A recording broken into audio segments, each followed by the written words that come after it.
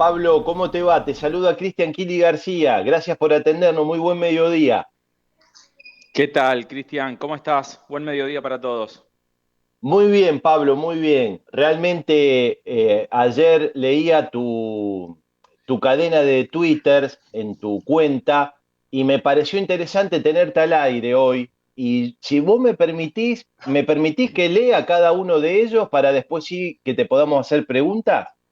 Sí, cómo no, con mucho gusto. Bueno, ayer escribiste, para que la mitomanía barata, amparada en la complicidad vestida de objetividad, no los engañen, sale hilo con datos y apreciaciones jurídicas sobre el hecho más bochornoso de la historia del fútbol argentino y que tiene al más popular de Rosario como víctima. A finales del año 61, Newell consigue en la cancha, luego de un sprint final increíble, el ascenso. Dicha campaña tuvo el apoyo popular de siempre, como quedó demostrado, teniendo prácticamente la misma recaudación que el otro equipo de la ciudad que jugaba en primera división, pero con diferencia que Newell's no disputó partidos con los denominados cinco grandes, que por aquellas épocas eran quienes engordaban las boleterías. El posible ascenso del más grande del interior no agradaba en las cuevas porteñas, motivo por el cual, inclusive en el mismo día que se concreta el ascenso, sospechosamente los medios porteños ya publicaban una posible sanción a Newell's que imposibilite tal situación. Muchos querían reflotar la idea de siempre de no sumar equipos de más de 60 kilómetros de Buenos Aires, y Newell's era una buena excusa para retomar el plan. El día del ascenso fue un hervidero la cancha y posteriormente la ciudad. Lo que no nos esperábamos es que la burocracia porteña se salga con la suya. El 21 de febrero de 1962, mediante el boletín 858 del Tribunal de Penas, se condena a Newell por un supuesto acto de soborno y se lo despoja de su legítimo ascenso, hecho nunca visto hasta entonces y con posterioridad tampoco en la historia del fútbol argentino. El 1 de marzo del año 1962, la comisión directiva de Newell's notifica a la AFA que revoque la sanción bajo sanción de iniciar las acciones judiciales al efecto. Dicho acto de suma valentía de la institución no llegó a buen puerto, ya que AFA desoyó por 2 años las constantes peticiones, hasta que el 30 de enero de 1964, en otro hecho inédito del fútbol argentino, todos los socios de todos los sectores políticos de la institución, y miren que había diferencias, deciden demandar judicialmente a AFA. Dicha sanción no fue para nada fácil. Se sabía que podía haber represalias, pero la gente, como marca nuestra historia, fue al frente contra todo y todos.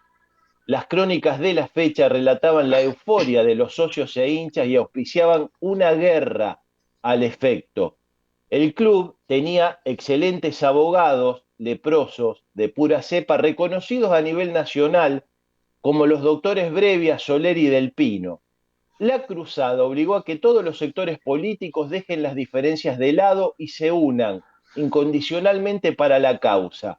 La presión ejercida por todo el pueblo leproso fue tan importante que AFA, sabiendo la inminente derrota judicial con la catástrofe económica que ello implicaba, se reúne de manera extraordinaria varias veces en ese verano del 64 para encontrarle al tema una solución pacífica. El resultado se da en la asamblea de AFA del 10 de abril del 64, donde por voto de los miembros deciden reincorporar a Newell's a primera siempre y cuando desista de la acción judicial. Ese mismo día una multitud de hinchas viajó a Buenos Aires para ejercer presión en la votación. La alegría era inconmensurable en toda la ciudad. Las crónicas de los diarios hablaban de la explosión de felicidad en todos los barrios de Rosario.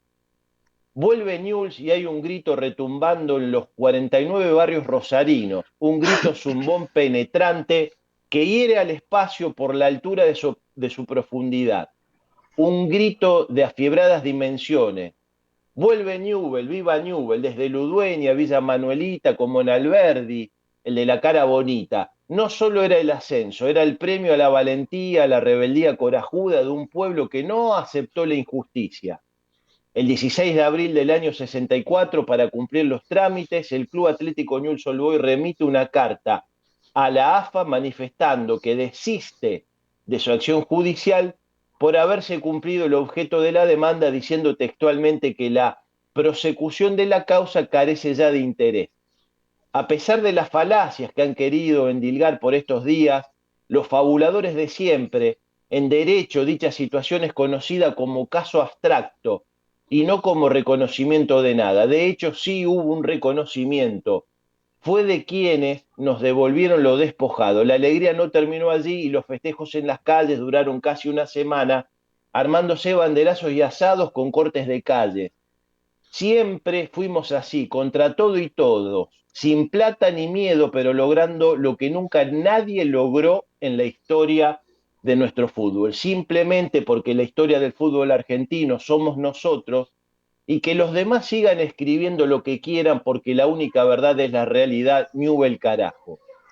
Bueno, Pablo, la verdad que todo esto yo lo leo, pero vos todo con pruebas que documentan todo lo que escribís, que es lo que siempre se necesita, ¿no?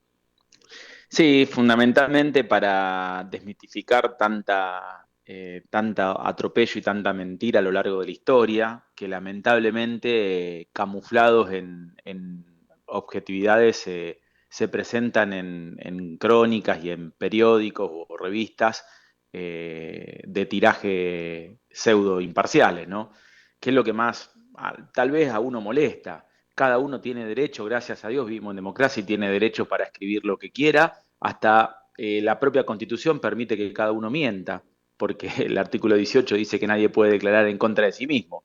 O sea que yo puedo tolerar y todos podemos tolerar cualquier tipo de artilugios y mentiras. Lo que a veces molesta es que esos artilugios y mentiras se usen periódicos respetables para escribir con cierta imparcialidad, desde ahí con una mirada totalmente parcial y en algunos casos premeditada, ¿no? Nosotros, en particular, bueno, y con el grupo que también yo pertenezco, que es Identidad Leprosa, pero en este caso lo hice a título personal, todo lo que hago lo hago solventado en pruebas. Este tema es un tema para mí muy particular porque atraviesa una situación jurídica y en mi rol de abogado me genera aún una doble inquietud. Es un tema que desde lo jurídico es muy rico porque fue la primera acción judicial que se interpone de esta manera. Yo he tenido la suerte de hablar con familiares de los abogados que han intervenido, que eran abogados prestigiosísimos de la ciudad de Rosario y reconocidos a nivel nacional, leprosos obviamente, y la realidad es que era toda una aventura que demandaba mucho coraje, desde lo jurídico, pero también desde lo político. Es muy enriquecedor leer. Newell no vivía sus momentos, uno a veces hoy escucha las crispaciones, las divisiones que hay a nivel dirigencial en la actualidad, eran un poroto al lado de la época. Recordemos que fue el único descenso de Newell y fue fruto de una puja dirigencial de 15 años a la fecha.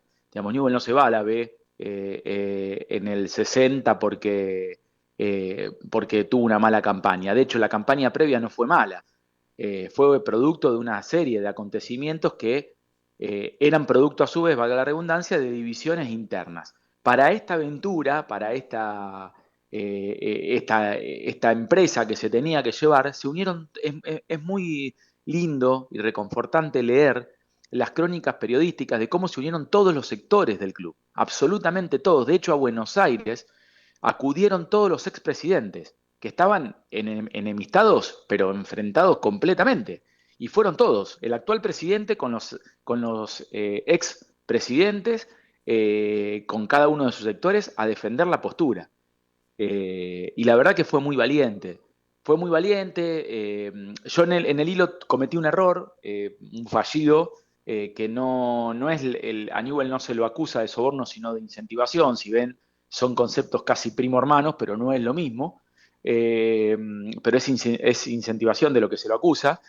Y lo más cómico de todo esto es que AFA reconoce tanto, pero tanto el derecho de Newell, y se va, como si hablamos en término criollo, al mazo, tanto, que ustedes imagínense esta situación, a Newell se lo reincorpora a primera, perdón, en abril del 64, ya prácticamente con el torneo iniciado, o por iniciarse.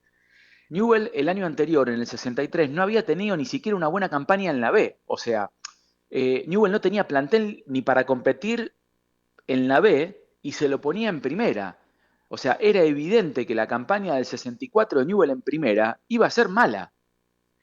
Aparte no podías armar el plantel para algo que no sabías qué era lo que iba a suceder. Y es tan grosero lo de AFA que no solamente reincorpora a Newell en primera, sino que en el mismo momento que reincorpora a Newell en primera, suspende los descensos del año 64. ¿Me explico? O sea, prevé la situación de que Newell le iba a ir mal en primera ese año. De hecho, Newell en el 64 sale último y no gana ningún partido. Entonces, para poner un poco en situación de la situación en la que estábamos, ¿no? Pablo, Daniel León te va a hacer preguntas también. ¿Qué tal, Pablo? ¿Cómo te va? ¿Cómo estás? Primero, ¿Qué, felicitaciones. Realmente muy buena tu descripción. qué tal, Daniel? ¿Qué tal, Daniel? Un gusto, un placer saludarte. Mira, yo lo único que disiento de todo esto que contás es en que, bueno, vos no tenés responsabilidad en esto, de por qué se desistió, porque nadie te regala, ¿quién se hace cargo de los 2 años de más que tuvo Newell en la B? Entonces, yo ahí me parece que por qué se desistió de ser favorecido, no solamente con esto de la suspensión del descenso al año siguiente, sino también con algo económico, porque el desastre que le hubiese provocado Newell's a la AFA en cuanto al económico hubiera sido muy grande, era mucho dinero en juego. ¿Por qué se desistió de eso? Porque en definitiva Porque, lo único que hizo la AFA es hacer lo que correspondía. Newell había sido campeón en el 61, perdón, y lo puso en primera, pero Newell eh, se comió 2 años en eh, la B sin justificativo. esto te lo puede responder cualquier abogado, ni siquiera especialista del tema. De hecho, en el escrito de presentación de los propios abogados, porque cuando sale la resolución de AFA, la única condición que pone, que es lógica, era el desistimiento en la instancia judicial. En el mismo escrito de desistimiento se pone que los abogados que escriben manifiestan que el objeto de la demanda ya estaba cumplido. A ver, ¿cuál era el objeto de Newell? ¿Ganar plata? ¿Venganza? ¿Hacer daño? No, el objeto de la demanda judicial era que Newell esté en primera. Entonces, Sí, los 2 años que eh, tuviste en la B. y bueno, nosotros sabemos que se pelea contra gigantes. A nivel justicia esto es muy común. Esto es muy común. Habría que hacer, de hecho, Newell tiene, para mí, esto es una opinión jurídica, todo el derecho de reclamar la reparación histórica de que esos 2 años no se cuenten, porque de hecho no se tendrían que contar. Porque todo efecto de una sentencia condenatoria que podría llegar a salir, o en este caso un reconocimiento expreso de AFA, es retroactivo. O sea, el efecto de restaurar un daño es volver la causa a la situación anterior que estaba el daño. Newell creo que hasta el día de hoy tiene no la posibilidad de reclamar cuestiones económicas porque estaría profundamente prescrita, pero sí por una cuestión de reparación histórica, de reclamar que no se cuenten esos 2 años, porque Newell no tuvo que estar 3 años en la B. A Newell le correspondía estar el año que descendió y ascendió ese mismo año. Y está claro, porque si no la pregunta es al revés. ¿Por qué AFA usted? Yo le invierto la pregunta.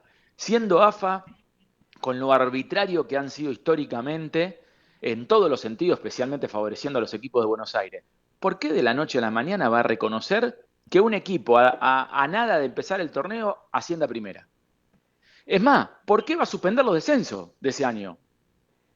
Ahí te corrijo, ahí te corrijo, porque los descensos lo habían suspendido el año anterior. Chacarita había descendido en Sí, el 63. sí, sí, exactamente, pero tenía que ver con el ascenso de Newell fundamentalmente de ese año.